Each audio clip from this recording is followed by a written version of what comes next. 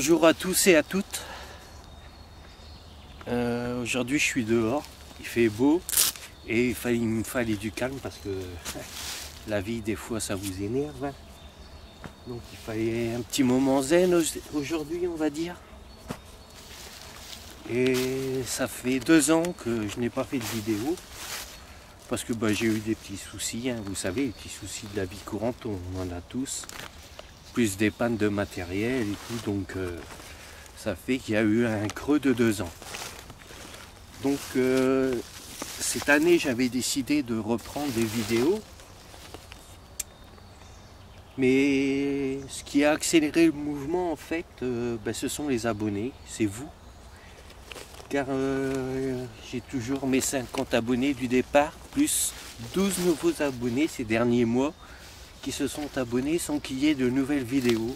Alors ça m'a motivé et ça m'a boosté à reprendre un peu les vidéos plus rapidement. Donc j'ai profité de ces deux années de calme entre guillemets, pour investir un peu dans du matériel, pour améliorer la qualité sonore et la qualité visuelle des vidéos. Donc j'ai acheté du matériel d'occasion, voilà, un petit Canon SX40HS et un petit Kodak Pix Pro d'occasion. Ouais, ça m'a pas coûté cher, je les ai dégotés pour 60 €. Donc voilà. J'espère qu'ils feront l'affaire et qu'ils vont tenir longtemps. Bon, j'ai essayé un petit peu le Canon, ça va. Par contre le Pix Pro, j'ai 2-3 trucs à prendre en main parce que j'ai eu quelques petits soucis avec. Donc il faudra que je télécharge les notices et puis que je bookine ça. Voilà. Donc aujourd'hui, là, sorti le temps de manger un petit peu et de vous présenter l'endroit où je suis, et si j'ai le temps je m'arrêterai à un autre endroit sur la route pour vous faire voir ce que je vais vous raconter au sujet de l'endroit où je me trouve. Donc là j'ai ramené à manger. Ce matin j'ai fait des petits pains danois à base de flocons d'avoine. J'ai ramené de l'houmous maison, de l'houmous cacahuète maison, et je me suis préparé de la tapenade d'olive noire à base d'anchois. Alors je vais goûter parce que je suis pas très olive. J'en avais déjà fait une, j'avais pas aimé, j'avais mis des olives vertes. Là j'ai fait à l'olive noire, on va voir si c'est meilleur. Donc alors de ce coup-là, je vous dis bonjour aux 12 nouveaux abonnés qui sont inscrits ces derniers mois. Ça fait plaisir de voir que même sans activité, des gens s'abonnent et regardent les vidéos. Voilà, je suis content. Donc je tenais à vous remercier tous et toutes pour vos abonnements. Donc là, on va faire la petite podcast haute. Je vais vous présenter.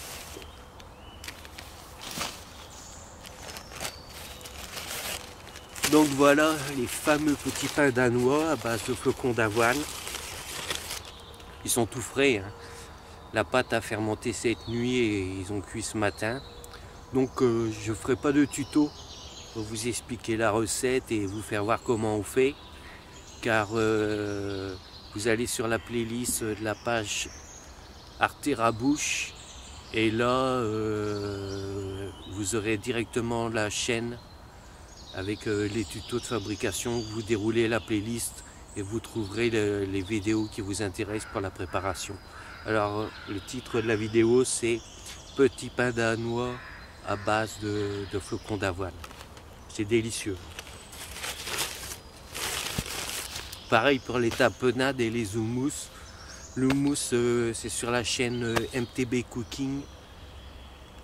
Et les tapenades, j'ai pris 2-3 vidéos que j'ai regroupées. C'est peut-être pour ça que d'ailleurs j'ai loupé la première. Peut-être que je me suis mal pris. Donc voilà pour les petits pains danois.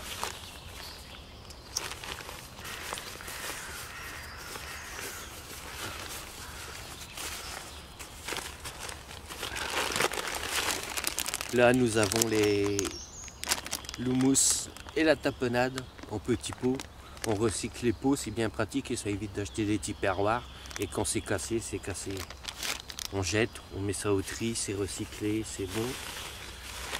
Ah oui, je me suis pris aussi un petit saucisson avec du beurre de micelle forcément.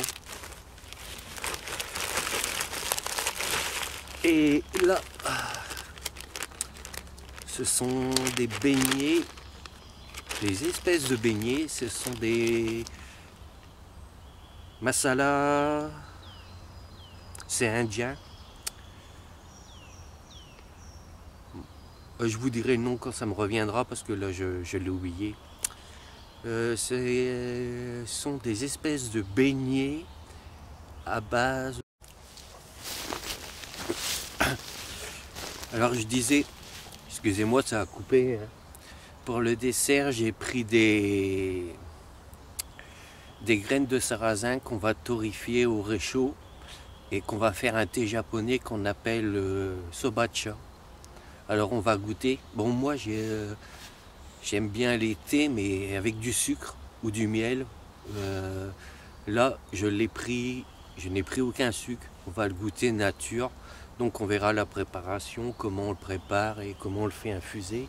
À savoir qu'une fois qu'on a fait infuser les graines vont entrer en germination. Donc on peut consommer les graines aussi. Plus tard, c'est pas un problème. Mais là, c'est pareil, vous allez dans la playlist tuto, vous allez voir Sobacha. Là, c'est tout expliqué. Et en plus, vous avez la chaîne, donc vous irez directement voir comment on recycle les graines de cette infusion. Donc là, ben, je vais tout simplement prendre mon petit thermos.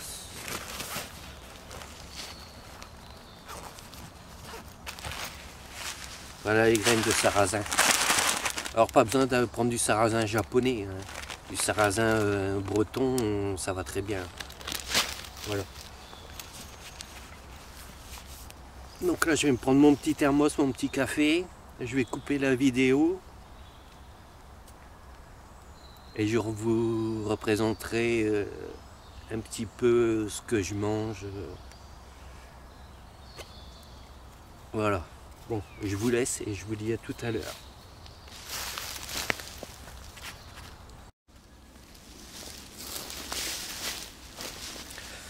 Donc voilà, je viens boire le café, ça fait du bien, j'ai laissé le thermo un peu au soleil pour que il me reste encore de l'eau chaude. On verra peut-être un café ou un chocolat, bon, on verra ça plus tard. Donc là, je suis actuellement dans la forêt 2. La forêt 2 est une forêt immense composée de plein de massifs. Et là, je me trouve actuellement dans une tranchée datant de la Seconde Guerre mondiale. Car la forêt, il faut savoir que dans la forêt 2, il y avait beaucoup de pistes de lancement de V1 dirigées vers l'Angleterre. Alors dans cette forêt, on peut trouver deux types de pistes. On peut trouver la première qui a été développée avec des bunkers de lancement, des bunkers de préparation. Et on trouve la deuxième version qui est apparue car la première était trop visible et se faisait bombarder, qui est dite légère. Elle était juste composée de plots en béton qui supportaient des rails de lancement en métal, en poutre métallique tout simplement. Donc là, je suppose que ces tranchées ont été creusées par les Allemands pour protéger les sites. Je vous ferai voir des tranchées, il y en a partout dans le bois. Il y a également des trous d'obus. Et en repartant, je passe devant une base de première génération composée de bunkers allemands sur le bas de la route. Si je peux, je vais m'arrêter et je vous ferai voir en vidéo comment les ruines qu'il reste des blocos de ces bases de lancement. Après, bon, là, c'est pas un site bien précis, mais je vais vous faire un petit panoramique pour que vous voyez à peu près l'endroit dans lequel je me situe.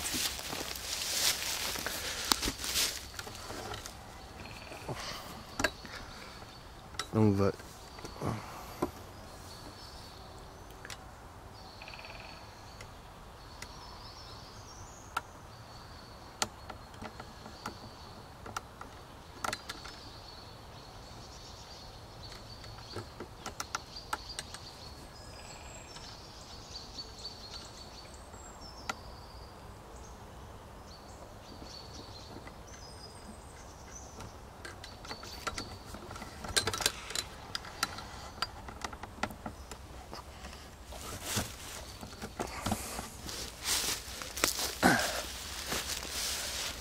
Donc, juste un petit morceau de tranchée.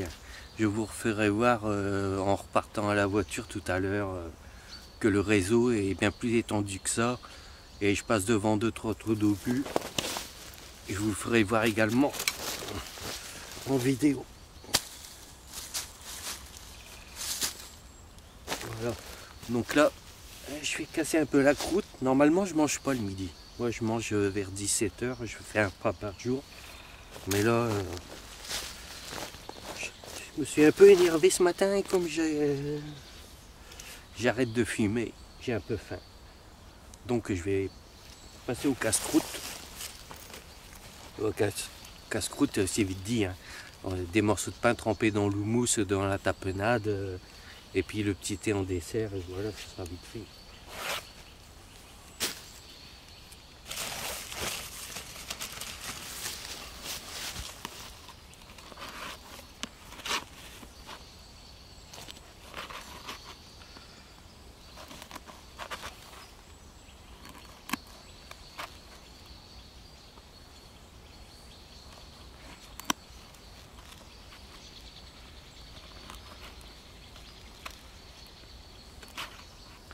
Découpe des mouillettes.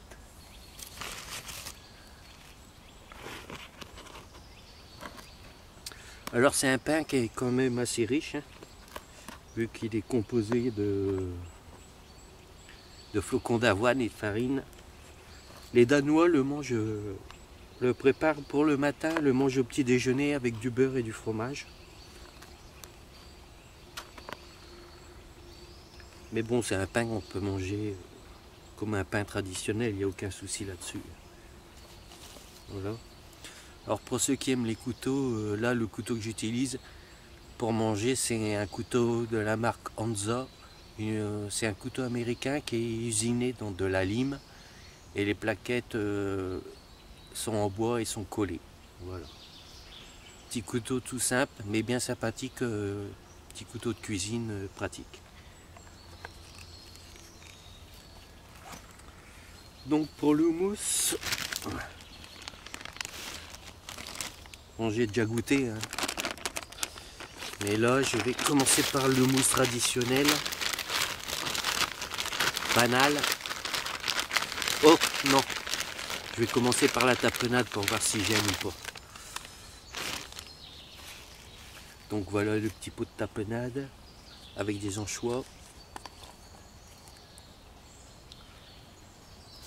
Bon, de l'huile d'olive pour faire un peu joint.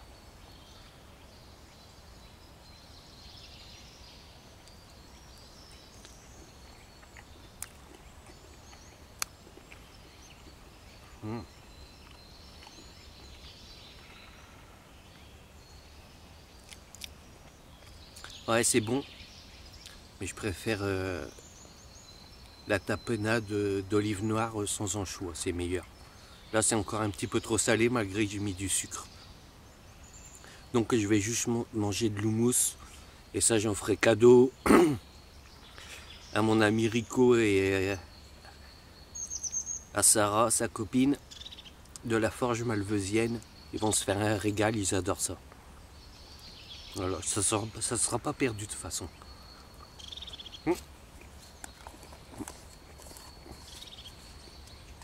Voilà.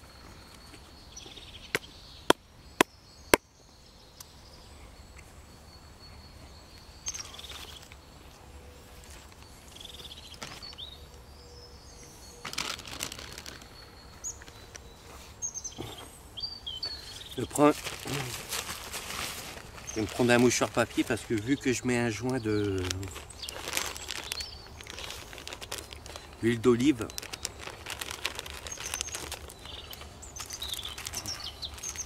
C'est un peu chiant de manger avec ça. Et les mains qui glissent.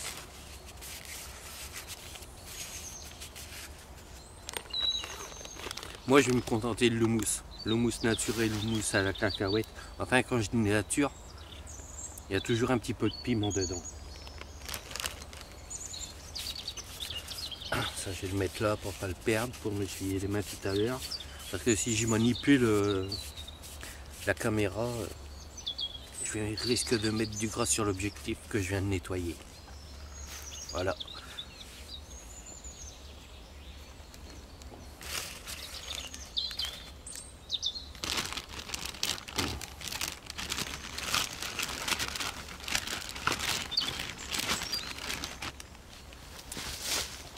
Bon là, l'houmous, hein, je vais pas être surpris. Je connais les gens et j'ai déjà mangé, j'adore ça. Et la recette que j'ai dégotée, elle est pas mal.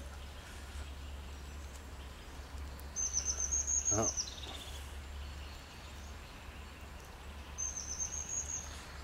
Bon appétit. Je vais manger. Je vous reprendrai après. Je vous laisse. Je vais pas me filmer pendant le temps que je mange.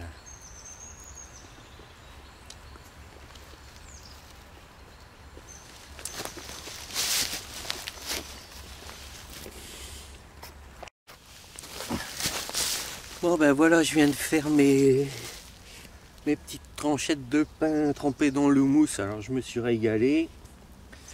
Et pour finir, un morceau de sifflard avec du beurre de micelle et du pain. Alors les boulettes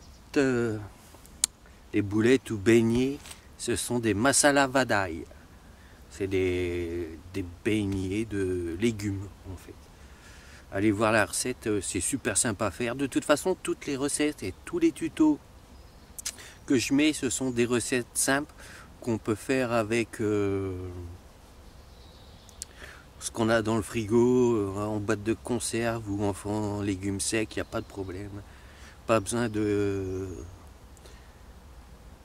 d'ingrédients, je veux dire, bien sophistiqués. C'est fait avec le minimum. Donc allez voir, vous allez vous amuser, vous regardez des recettes. Et généralement, c'est des recettes qui durent 3-4 minutes. C'est vite fait, bien expliqué. Voilà. Donc, je vais manger mon saucisson. Et après, on va s'attaquer au sobacha. J'installerai le réchaud et puis je vous présenterai en même temps le réchaud si vous voulez. On va faire torréfier les graines de sarrasin et après on fera une... je ne sais pas si c'est une infusion ou une décoction exactement. On verra bien. Bon, je vous laisse. Je suis une sifflard et puis je vous reprends après. Allez, bon appétit si vous êtes en train de manger.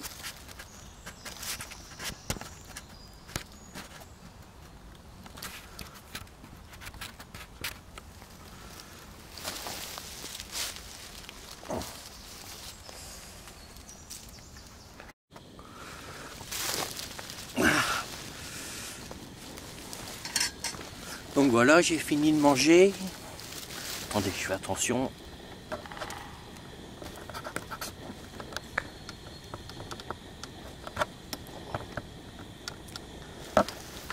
Là, je suis en train de torréfier les graines de sarrasin.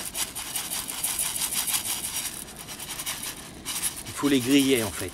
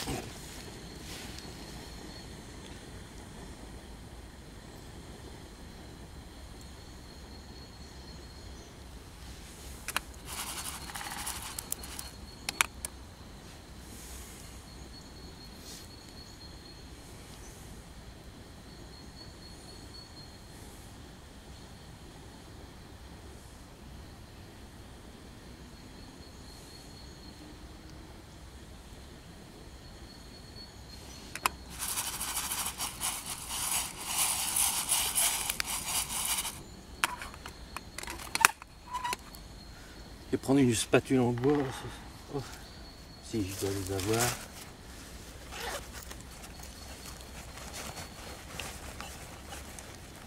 Hop, attendez.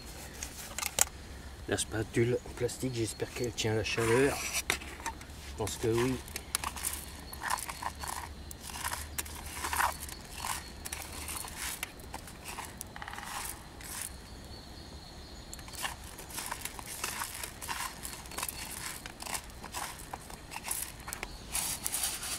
Ouais, je sais pas, ça n'a pas l'air de tenir la chaleur du tout même. C'est du plastique.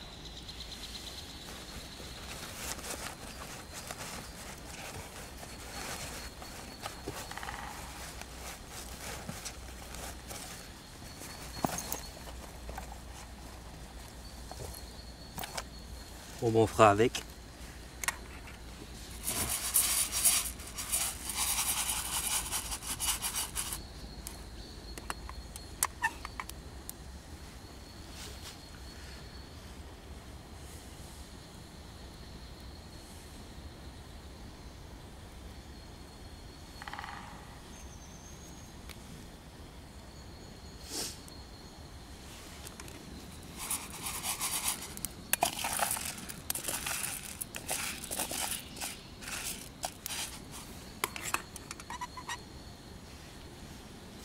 Alors ça sent bon, hein. Des graines qui torréfient forcément. Ah oui, j'ai oublié de dire que dans le mousse au beurre de cacahuète, bon, le beurre de cacahuète je ne l'ai pas fait, là je l'ai acheté.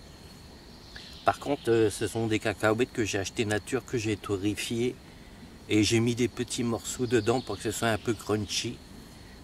C'est délicieux. Je vous conseille le mousse au beurre de cacahuète.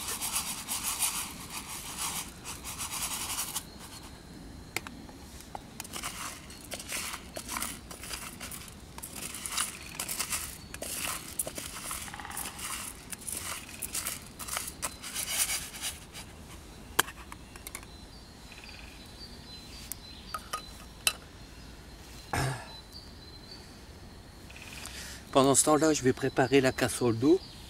Ça m'évitera d'éteindre et puis de rallumer. Oh. Je vais la faire dans celle-là. Alors ça c'est pratique. Le réchaud, c'est le réchaud de Terra Hiker, mais j'ai pris le modèle avec pare-vent. Car moi je n'utilise que le réchaud. Le réchaud à bois, ça me dérange pas, mais dans une zone où c'est toléré, où c'est respecté, voilà, en bord de rivière, des trucs comme ça, mais pas là en forêt. En forêt, moi je préfère le réchaud à gaz. C'est mon point de vue à moi. Après, chacun fait comme il veut. Voilà. Alors, je disais, le réchaud, c'est le réchaud Terra Hiker. Et ça, en fait, c'est mes anciennes gamelles de mon réchaud but à gaz, le Globetrotter. Mais malheureusement, on ne trouve plus les cartouches, puisque c'était des cartouches à percussion. Ça fait des années qu'il n'y en a plus.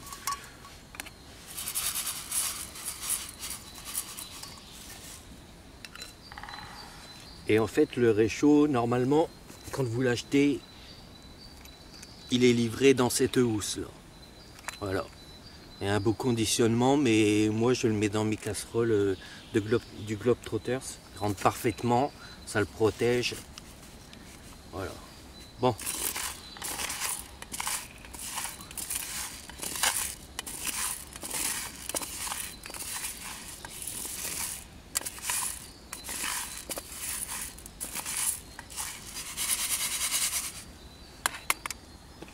Voilà.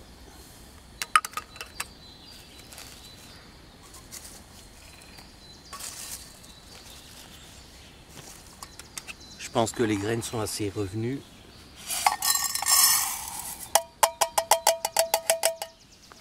Ça, on va le poser là. Ah, par contre, oh, ça va être casse-gueule, non.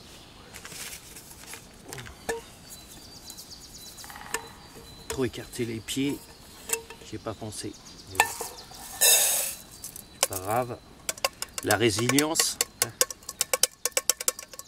On a toujours un second moyen de...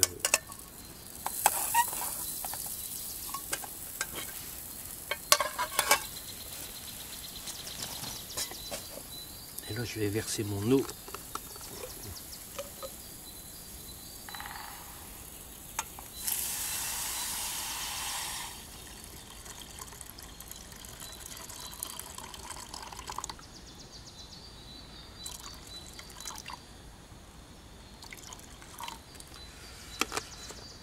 Alors il faut laisser infuser pendant, on va dire 5 à 10 minutes.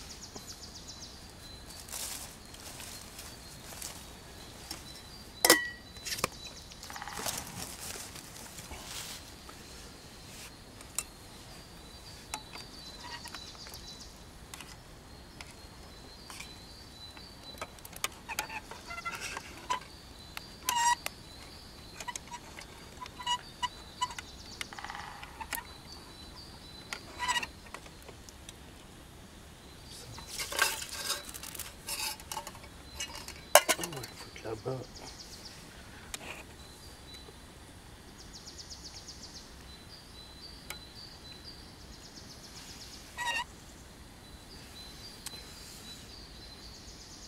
Donc là, je vais laisser cuire.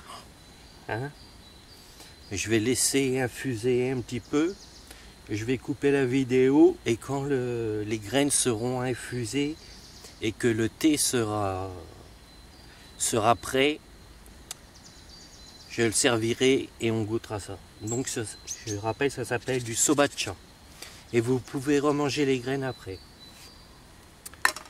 Alors bon, je vous laisse et je vous dis à tout à l'heure.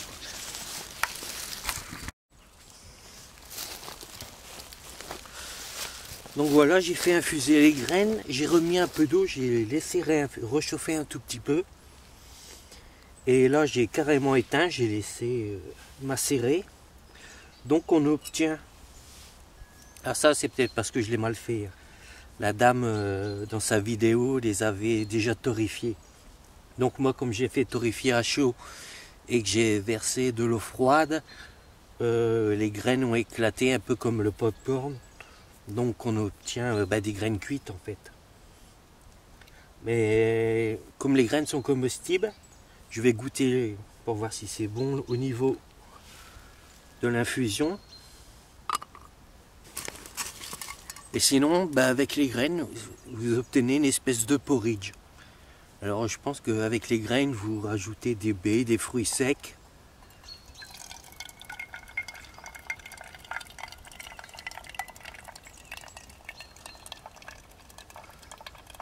Et ça fait un peu du mucilage comme les graines de lin.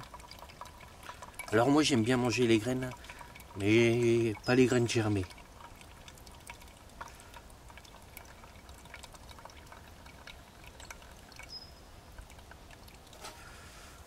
Donc bon, en tout cas, il a la bonne couleur de la vidéo.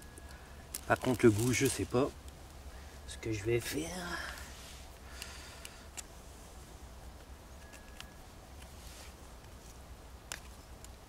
Regardez. Alors ça c'est toutes les graines. Elles ont explosé comme du popcorn. Bon forcément comme il y a de l'eau ça fait.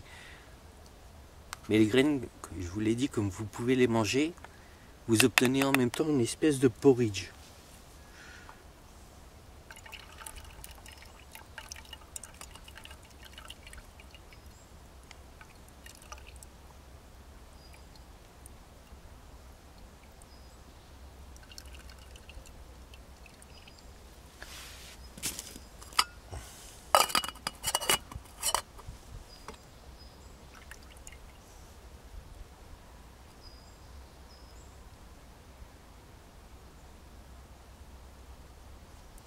Alors j'ai oublié de préciser, mais vous pouvez déjeuner avec, mais ça ne contient pas de caféine, ni de théine. Ou je dis des bêtises, il y a peut-être de la théine. La caféine c'est sûr, il n'y en a pas.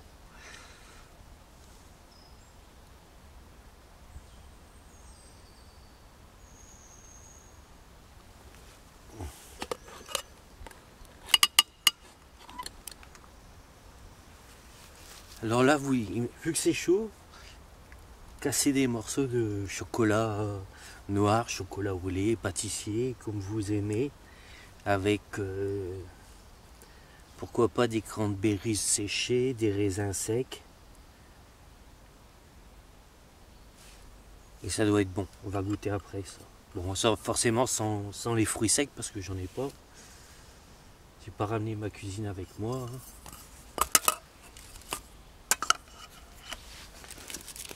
Donc, on va passer à la dégustation du thé.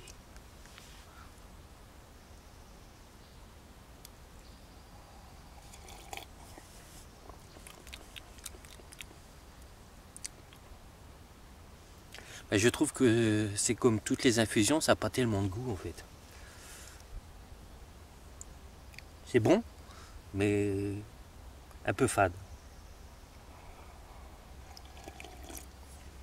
Par contre, ça doit certainement avoir des bonnes propriétés, je pense.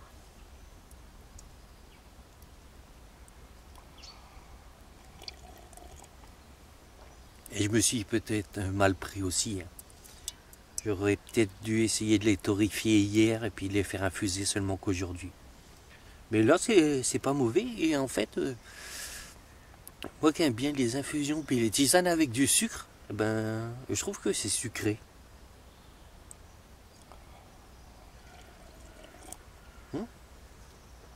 Je trouve que c'est un petit goût sucré. C'est bon. Ouais, c'est délicieux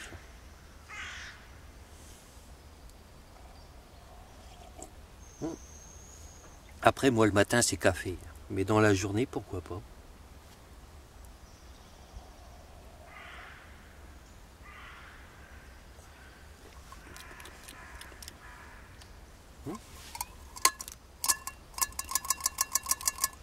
On va goûter un peu les graines. Alors, les graines, je sais pas si je vais les ramener chez moi. Parce que depuis tout à l'heure, j'ai des petits rongeurs qui se baladent à côté. Je leur laisserai peut-être... Je vais voir déjà le goût. Bon, l'aspect, c'est un peu puré. Comme le blé que quand j'allais à la pêche et que je faisais l'amorce. Alors, le goût.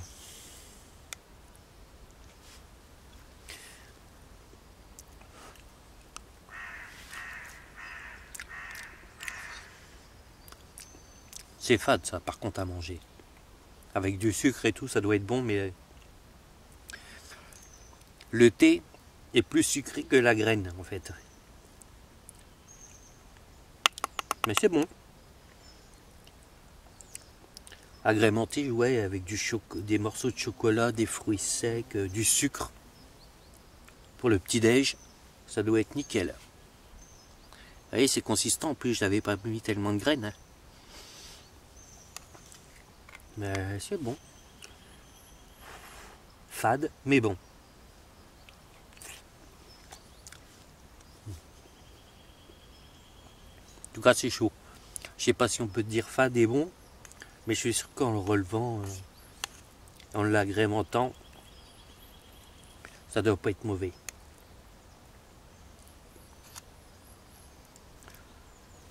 Même, pourquoi pas, un tout petit peu de sel pour relever le goût de la graine torréfiée.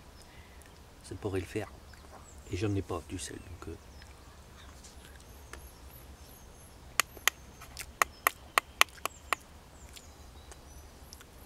c'est marrant. La consistance, c'est bon. Ça ressemble un peu à une purée. Une purée, ouais, c'est pas dur, c'est pas croquant. Une purée assez humide, mais une purée.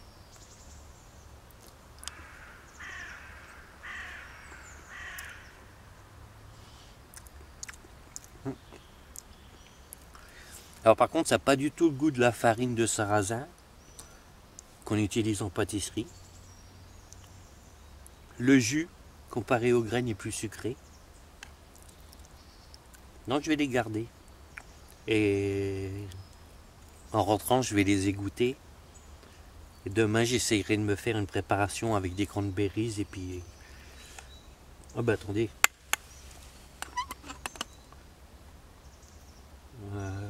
Ah non, je ferai ça à la maison. Je vais pas faire ça là, sinon j'avais du chocolat en poudre.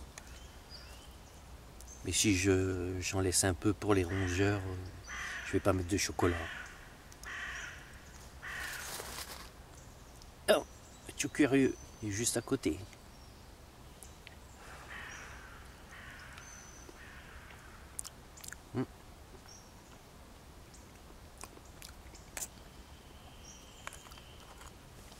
Je vais en jeter un peu.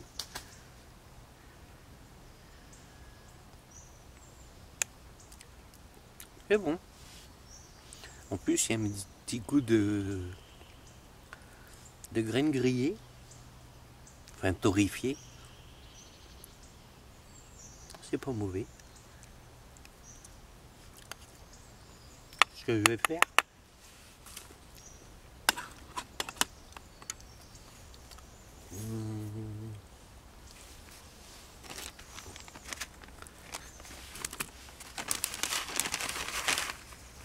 je vais verser les graines qui me restent.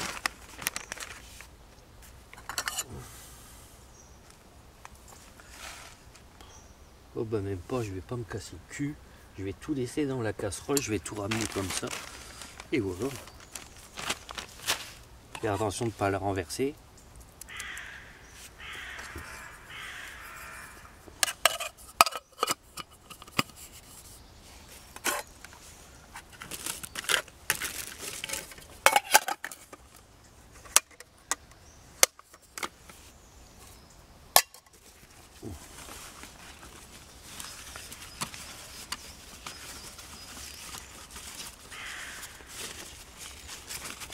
Je mettrai ça au fond du sac pour pas que ça coule sur les affaires. Au fond du sac, c'est pas grave, c'est l'under blanket et puis mon ensemble de pluie qui est tout dégueulasse. Pantalon et kawé alors. Donc ça voilà. Donc ça c'est bon. Donc voilà le réchaud, hein. Terra Hiker, c'est bon, il fait le double du modèle de base, mais ce qu'il y a, c'est qu'il a un pare-vent. Et moi, comme j'utilise beaucoup le réchaud, je me suis dit autant prendre le modèle avec le pare-vent. Ce sera mieux que de prendre le modèle simple sans rien. Par contre, ça chauffe. Hein. Je l'ai mis au minimum, mais bon, forcément, connexion à pas de vis. Donc là, comme j'ai pris des cartouches but à gaz avec un adaptateur Edelride, mais sinon, vous avez l'adaptateur Edelride.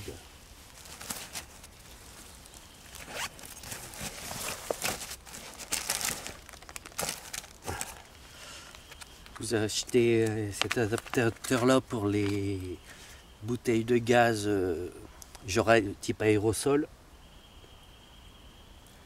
et vous êtes carrément autonome, on va dire, au niveau gaz. Vous avez le choix de que vous voulez. Vous n'êtes pas embêté selon le pays, selon le magasin. Et je ferai aussi une vidéo parce que là j'ai acheté des kits pour recharger mes bouteilles à partir de bouteilles de butane, des grosses bouteilles du commerce. Alors j'ai pas encore testé, je viens juste de trouver la bouteille, donc j'ai une consigne et dès que j'aurai fait le test, je ferai peut-être un petit tuto où je partagerai les tutos dans la playlist. Comme ça vous verrez directement comment les gens font. Bon ben moi je vais vous laisser. Je vais remballer mon sac. Je vais retourner à ma voiture. Et en repartant je vais m'arrêter devant les bunkers des bases de V1, premier type, pour vous faire voir un peu. Bon ben je vous laisse et je vous dis à tout à l'heure. Donc eh ben, voilà des restes des sites première et deuxième version dont je vous parlais de la Seconde Guerre mondiale, des pistes de lancement de V1 direction de l'Angleterre.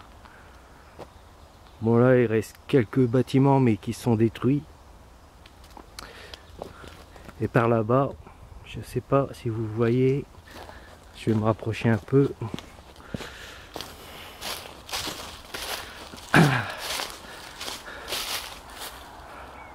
Là, vous avez les restes des piliers de rampe de lancement. Alors les piliers étaient en béton et les rails principales de lancement dirigées vers l'Angleterre étaient entièrement en acier. Voilà. Et l'Angleterre, là par ici nous sommes au sud. Direction sud-ouest. Et par là, nous sommes direction nord-ouest, direction l'Angleterre. Donc les pistes étaient disposés dans le sens de Londres et vers l'Angleterre et ils étaient lancés comme ça. Voilà.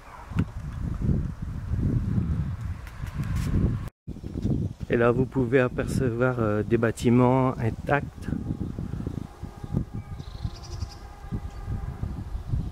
Voilà. Et par contre ce qui est bizarre, c'est que d'habitude les blocos sont coulés en béton.